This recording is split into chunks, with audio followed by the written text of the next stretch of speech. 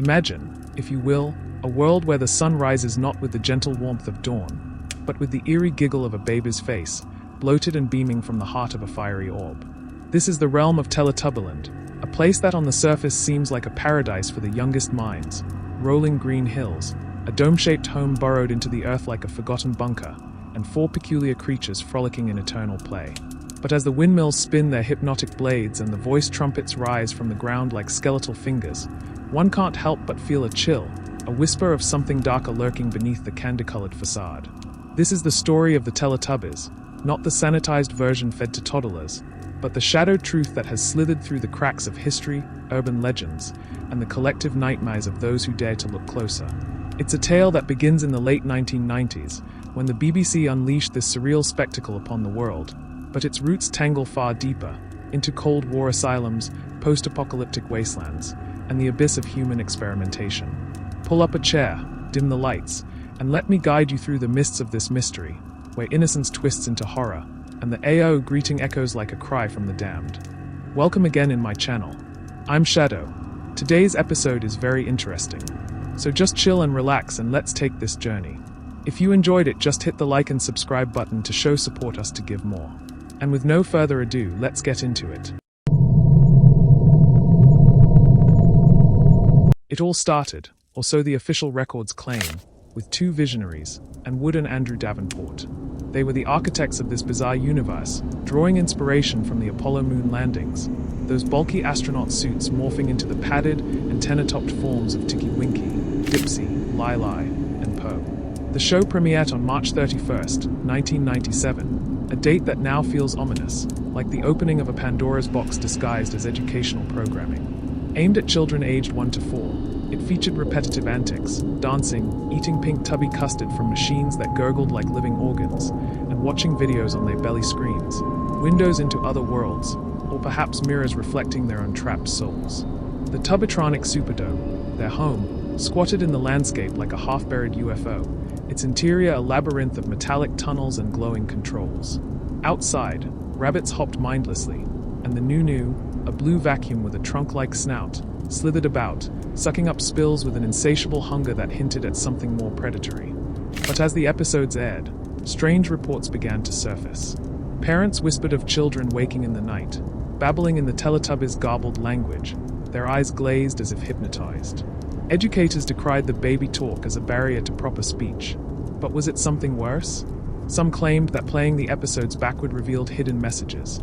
AO reversing into hell, a subliminal call to the underworld. The creators dismissed it as nonsense, but the seeds of doubt were planted. And then came the controversies, starting with the infamous Jerry Falwell accusation in 1999. The evangelist pointed to Tinky Winky, the purple one, largest of the group, with his triangular antenna and red handbag, as a covert symbol of homosexuality, his color evoking gay pride flags, his accessory a purse in disguise. The BBC laughed it off, calling him a sweet, technological baby. But Falwell's words opened a floodgate. If one character hid secrets, what about the others? What if the entire show was a veil for something far more sinister? Let's delve into the characters themselves, these enigmatic beings who seem so childlike yet carry an aura of the uncanny. Tinky Winky, the purple sentinel, towers over his companions, his red bag clutched like a talisman against the void. Legends say he's based on a forgotten child from a distant horror, a deaf boy in a Bulgarian asylum, his antenna a scar from brutal experiments that left him hearing phantom voices in the silence. His dances, so clumsy and repetitive, mimic seizures from electroshock therapy, and in the dead of night, viewers swear his eyes flicker with unspoken pleas.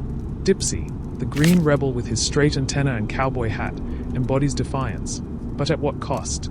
Theories paint him as a mute inmate, jaundiced from starvation, his hat hiding wounds from therapeutic shavings, his stubborn silence a rebellion against unseen tormentors. Lili, yellow and playful, bounces her orange ball endlessly, but her perpetual smile hides disfigurement, a grin forced by burns or birth defects, her chants a mantra to ward off madness in isolation. And Po, the smallest in red, scooters about with frantic energy, her circular antenna a probe for pain tests, her Cantonese phrases fragments of a shattered mind, scarred by fire and futile escape attempts. These four weren't born of whimsy, no, the whispers insist they sprang from a real nightmare, a Bulgarian mental institution in the 1960s or 70s, hidden in the Carpathian shadows, known only as La La Land for the delirious echoes of its inmates. This black site, a relic of Soviet experiments on defective children, housed 4 souls matching our Teletubbies: Toate, Tiki Winky, Donka, Dipsy, Lala, Lila, and Paulina, Po. Abandoned, starved, and subjected to isolation and torment, they clawed at their bellies one fateful night, ripping open their flesh in a desperate bid to feed the endless hunger, their blood painting the cells in a macabre tableau.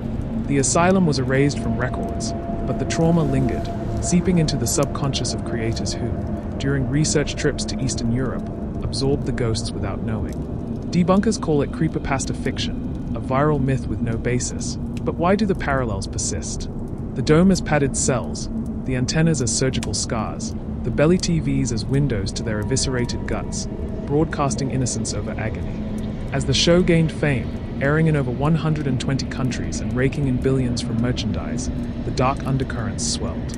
One theory posits Teletubbyland as a post-apocalyptic wasteland, the aftermath of nuclear war that wiped humanity's slate clean. The Teletubbies, mutated survivors or bioengineered slaves, their antennas receiving commands from underground bunkers where the last humans huddle.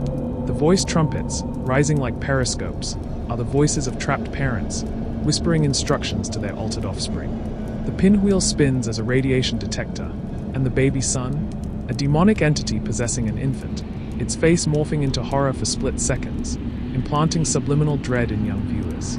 Parents reported nightmares, children fixated on the screen as if possessed, and in some countries, episodes were banned, like the Lion and Bear segment, too terrifying with its chase through fog-shrouded hills. Deeper still, rumors swirl of the show as a tool for mind control, its repetitions a form of hypnosis for the masses. Or perhaps it was never for kids at all, aired in late-night slots for ravers coming down from ecstasy, the soothing colors and loops a balm for drug-fueled minds. The new, that vacuum beast, symbolizes addiction, devouring everything in its path. And the curse. Oh, the curse of Teletubbyland is real, they say. Actors in the suits: Dave Thompson, fired as the original Tiki Winky after visions plagued him; Simon Shelton, who replaced him and died young; others meeting untimely ends in accidents that reek of fate's cruel hand. The set, flooded and abandoned in Warwickshire, now a haunted ruin where urban explorers hear giggles in the wind, see shadows dancing where no one treads. The reboot in 2015 only amplified the dread, introducing Teletubbies, tiny replicas, perhaps reincarnated victims, and the Tubby phone, a device that rings with ominous calls from beyond. Fan horrors like Slender Tubbies twisted the land into a slasher nightmare, Elder Tubbies as decayed elders lurking in the dome's depths. Even in 2025, with films like 28 Years Later echoing the post-apocalyptic vibes, the theories gain new life, proving the unspeakable. Teletubbyland is a prison, a purgatory for sins unatoned. And that was it. Hope you enjoyed. Show us your support by a like and a subscribe, and thank you. If you have any suggestions about a story you want me to tell, just let me know in the comments or the channel's email. Hope to meet next time. Take care.